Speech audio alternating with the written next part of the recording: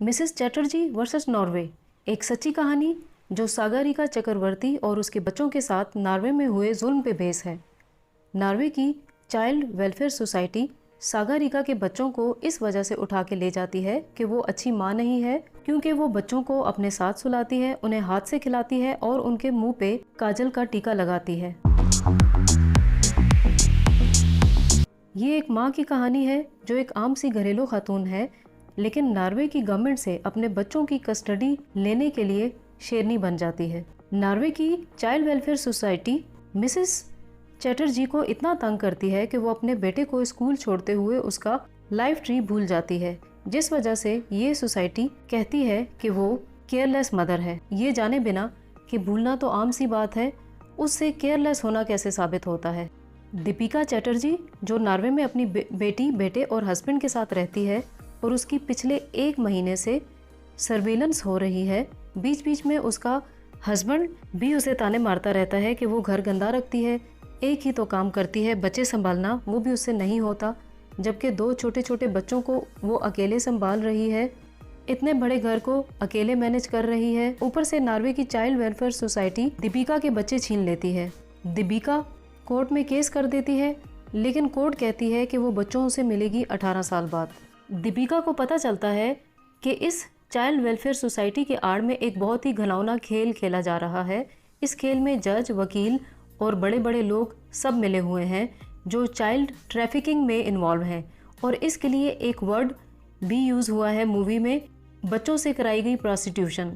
आगे चल के बहुत ही सनसनीखेज और इमोशनल टर्न्स आते हैं। क्या दीपिका नॉर्वे की गवर्नमेंट से अपने बच्चों की कस्टडी वापस लेने में कामयाब हो पाती है, और अगर होती है तो कैसे? उसके लिए ये जर्नी मस्ट वॉच है। आजकल की स्पेशल इफ़ेक्ट से भरी हुई मेल शोवनिस्ट, माचो टाइप और एक ख़ास किस्म का प्रोपेगेंडा फैलाती हुई मूवीज़ के झुरमुट में ये मूवी एक जेम है।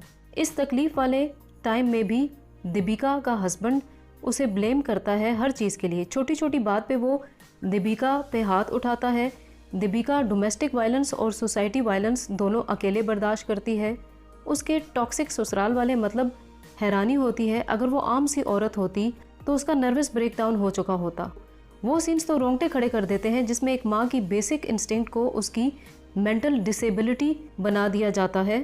इस मर्दों के माशरे में उस पे लेबल लगा दिया जाता है कि वो हिस्टेरिकल है, एक औरत है इसलिए इमोशनल है। उसका हस्बैंड उससे झूठा प्यार जता के उसके साथ जो खेल खेलता है वो भुलाए नहीं भूलता, मतलब उसके लिए उसका कैरियर उसकी बीवी और बच्चों से ज़्यादा ज़रूरी था। और ये बात उसका 2 साल का बेटा समझ जाता है, लेकिन दीपिका बेचारी जानते हुए भी उसे शक का फ़ायदा देती है। ये मूवी ऐसी औरतों के लिए तो मस्ट वॉच है जो इतनी हाईली क्वालिफाइड होके अपना कैरियर मर्दों के लिए छोड़ देती हैं, बच्चे पैदा करके अपनी ज़िंदगी बर्बाद कर लेती हैं, और जब वो किसी काबिल नहीं रहती तो वही मर्द जो कि उनसे बहुत प्यार जता रहा होता है उठा के उन्हें घर से बाहर फेंक देता है। जाहिर है एक औरत अगर मर्द के लिए अपना सरनेम ही बदल लेगी तो उसकी आइडेंटिटी तो ख़त्म ही हो गई, फिर उसे इज्जत कैसे मिल सकती है, और वो भी बराबरी पे। कभी किसी मर्द ने अपना सरनेम बदला है? अपना जवाब कमेंट्स में दे सकती हो, आदमी भी कमेंट्स दे सकते हैं। सारे कोर्ट रूम्स सीन्स कमाल हैं, बहुत कुछ सीखने को मिलता है। मूवी में रानी का डायलॉग है जो बहुत ही इमोशनल कर देता है कि बाप ने कहा पढ़ लो, मैंने पढ़ लिया, माँ ने कहा शादी कर लो, मैंने शादी कर ली। हर बात हस्बैंड की सुनी, फिर भी वो और पूरी सोसाइटी मुझे गलत कहती रही, पागल कहती रही, और मैं दूसरों का सही करते करते कब गलत हो गई पता ही नहीं चला। लेकिन अब मैं अपने बच्चों के लिए वो करूँगी जो मुझे सही लगता है। सच में बहुत ही खूबसूरत मूवी है, गाने भी सिचुएशंस पे फिट बैठते हैं। मूवी 2 घंटा 20 मिनट की है। मैंने मूवी को 5 में से 4.5 पॉइंट्स दिए हैं। चैनल को सब्सक्राइब करके घंटी का बटन दबा दो ताकि आपको हर नए आने वाली वीडियो का पता चलता रहे। बाय।